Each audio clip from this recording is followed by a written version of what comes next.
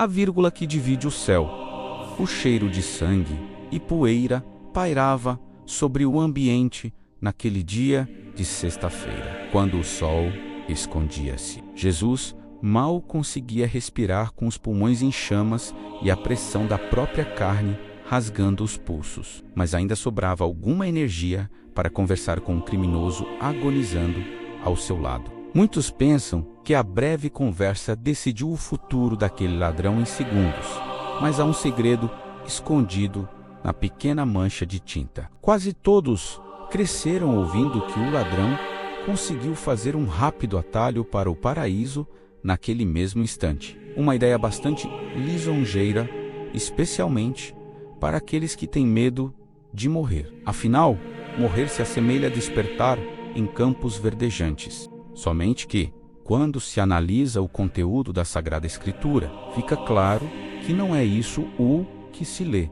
Em 1 Tessalonicenses 4, 16-17, Paulo deixa claro que o Senhor descerá do céu com grande brado, e os que morreram em Cristo ressuscitarão primeiro. Depois nós, os que ficarmos vivos, seremos arrebatados juntamente com eles para o encontro do Senhor nos ares. Ou seja, a morte era um simples sono profundo, e os mortos voltariam a viver com Cristo em sua segunda vinda.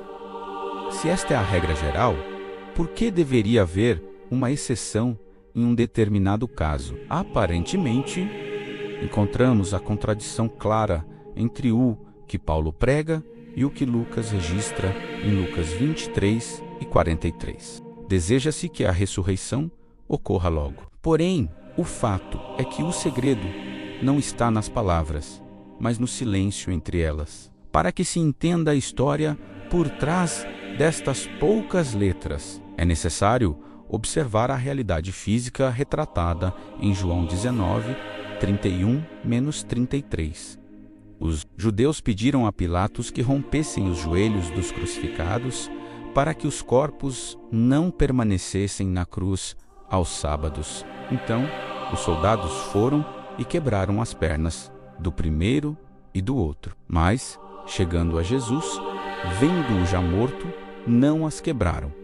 Ninguém morre imediatamente após ter as pernas quebradas.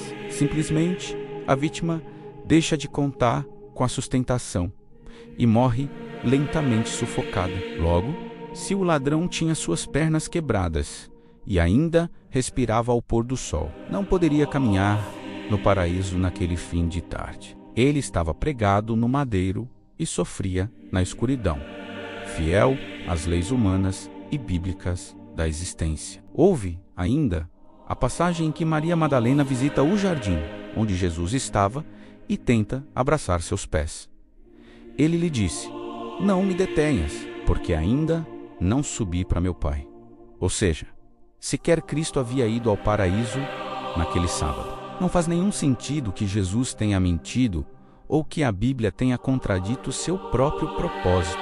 Na verdade, o problema está no fato de que a língua grega original não possuía qualquer pontuação ou espaços entre as palavras. Era um bloco único de caracteres e cabia ao tradutor definir quais lugares se deviam tomar como pontos ou pausas. A diferença entre as vírgulas antes e depois de hoje altera inteiramente o sentido da passagem. Comumente, os tradutores resolveram colocar a pontuação antes de hoje, criando a frase de que aquele homem estaria no paraíso naquele dia. Era uma decisão teológica, não gramatical, e apropriada ao que eles tinham na mente sobre a existência da alma. Assim, eles construíram a frase do mestre para encaixá-la no que já sabiam, mas geraram a contradição que mencionei. Se for possível, apenas mover aquele pontinho minúsculo.